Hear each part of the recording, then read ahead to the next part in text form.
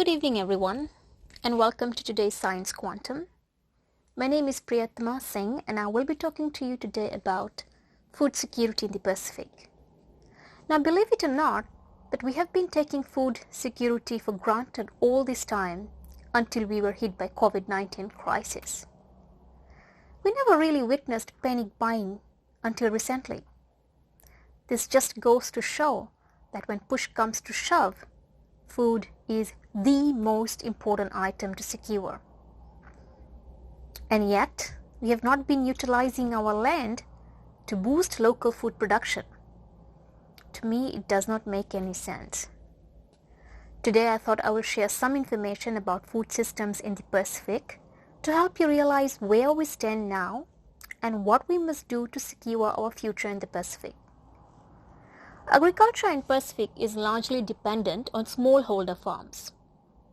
Smallholder production strategies include a mixture of root crops, vegetables, fruits, and livestock for household consumption, surplus sales and gifts, supplemented by income from cash crops such as copra, kava, cocoa, coffee, and vanilla.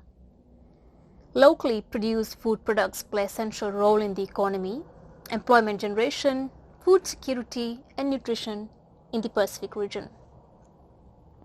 But think about it. In the last 3 decades, Pacific Islanders have spent billions of dollars on importing primary sector products into the region. Now, this is especially concerning because we are quickly becoming reliant on important food items and have shifted our focus away from local produce. And this is also considered to be one of the reasons for the high prevalence rates of NCDs, the non-communicable diseases in Fiji. The 4 major types of NCDs that include cardiovascular diseases, diabetes, chronic respiratory disease, and cancers account for the largest share, with cardiovascular disease such as heart disease and stroke affecting most number of Fijians. And you know, the COVID-19 pandemic is going to make matters worse. It has been an eye-opener to many. Losses of jobs and incomes resulting from declines in tourism expenditure, remittances, and general household and business spending has hit us hard. The food systems in the Pacific Islands will be further disturbed as access to imported food will be limited and food prices will be bound to increase. And on top of this, we are highly vulnerable to disasters and external shocks. Now, if you recall, in one of the first sessions in the Science Quantum, I talked about impacts of climate change. So climate change is also going to affect food security issues in the Pacific. The number of plant and animal-related disease and pests have increased and it has affected production.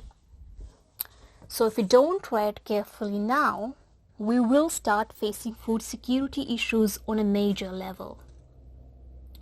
So what can we do? It's not that difficult to figure out actually. We must simply boost local food production. There are no two ways about it. The current pandemic taught us many lessons, including boosting local food production.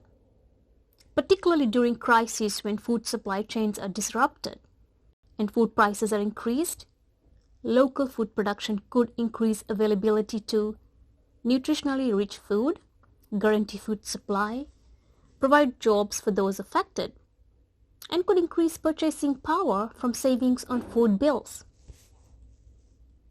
The other thing we can do is use traditional food handling practices like we used to. Storing and handling food during crisis is very important. We must revert to using traditional and customary food stockpiling techniques.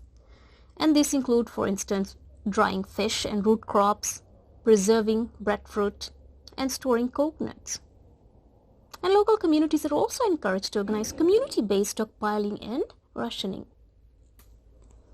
And finally, our government has provided different types of financial assistance.